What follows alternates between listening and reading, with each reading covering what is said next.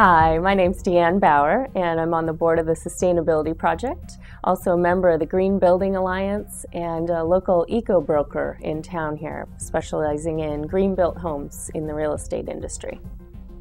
For me, green money is really the transition that we're all experiencing. We're in a time of uncertainty, but we're moving towards a really good future, and so our money is kind of tagging along with that. So some of the old ways are kind of falling apart and the new structures are being built. So green money to me is the future of focusing where we're spending our money, how we're spending our money, and finding ways that that can be helpful to the environment as well.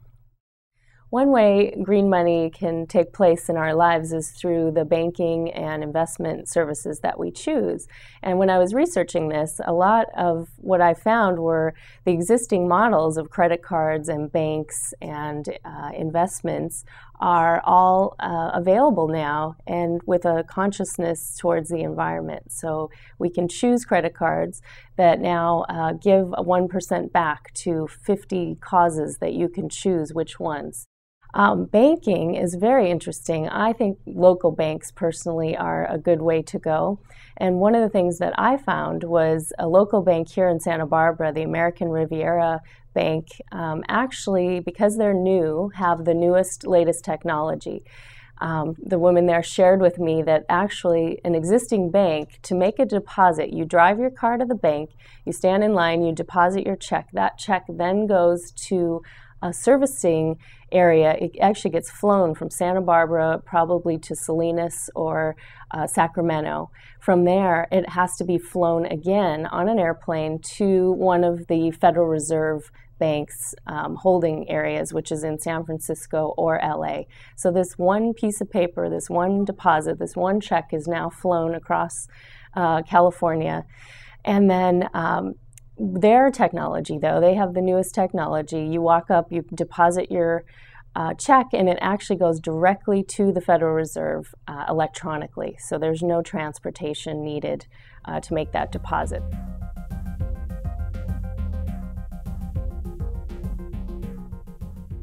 Another way to encourage green investing is your 401k money.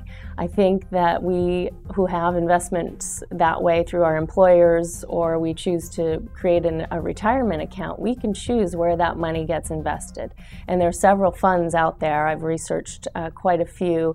The Calvert Fund is one that has been around for a long time. They really specifically choose socially responsible businesses that care about the environment, that care about the employees and the workers and the people involved in making their products.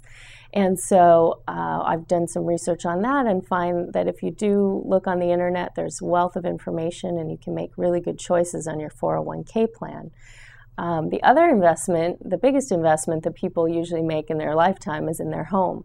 And I think a green home is a great place to put your money, either your existing home and greening it up and making it more environmentally friendly, more energy efficient, but also looking at the new green homes that are out there available to purchase. If you're choosing between a non-green home and a green home, look at the long-term cost savings and effects that that home's going to save you in health and energy costs and just overall comfort and livability.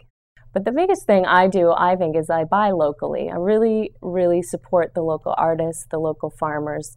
I think farmers market's really critical for our community so that we have food. And then a step further is my boyfriend and I actually purchased a home this summer and we're planting our own food. So we've created our yard into a food forest. So we're growing vegetables in the front and an orchard in the back, and really excited to have our own organic food, right at home.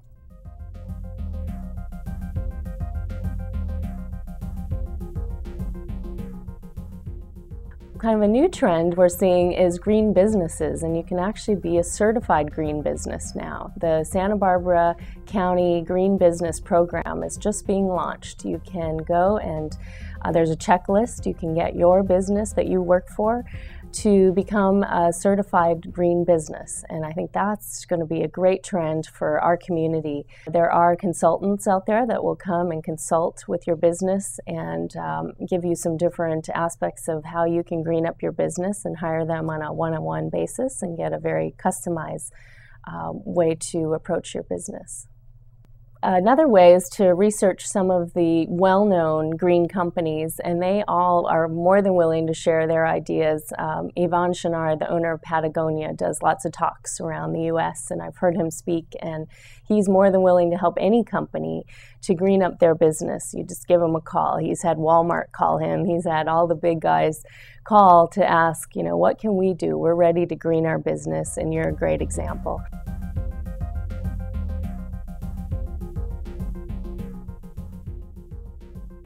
I think we're moving towards a period of time where green jobs are, they're going to be available, but right now I think it's a time to be creative. If you're interested in green and you're interested in creating a job for yourself, that's what you need to do. You need to approach your employer and take an existing position and make it a green-focused job. So in my business, I guess my example is realtors aren't typically that well versed, but we've got a program called Eco Broker that actually trains us how to talk with our clients and our customers about energy efficiency, healthy homes, how to conserve water, those type of issues. So, you can take an existing, accounting position and try to find ways to make it green.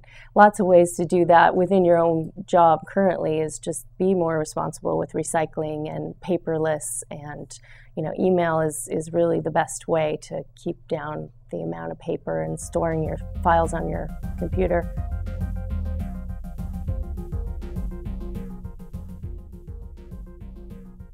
Elizabeth and I, my business partner, we started the first green drinks in Santa Barbara, and it's been a really, really wonderful way for people to get to know each other, network, talk about environmental causes and their concerns, but also networking for jobs. I've found a lot of service providers that I've now hired in the real estate world and have worked closely with them, a mold inspector and asbestos and radon and testing and that. So it works, you come, you show up once a month, and you get to enjoy a whole bunch of new people and share what you do and what they do, and it's a great networking opportunity.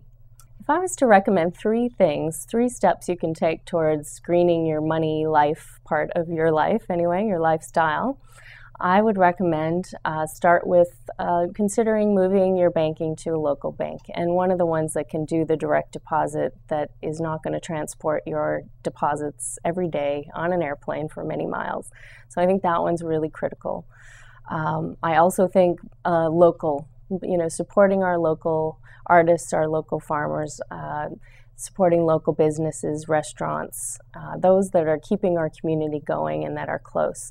But the third thing is we're a local community, but we're also a world community. And I think that we need to be helping and supporting those that don't have as much as we do.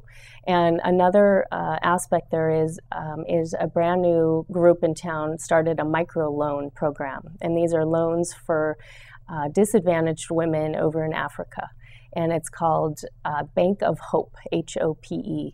And I can get more information to people about that, but just small loans to women to start little micro businesses, and that's going to be the grassroots. If everyone in the world is prospering and is not, struggling and starving, I think we're going to have a world we're all really proud of.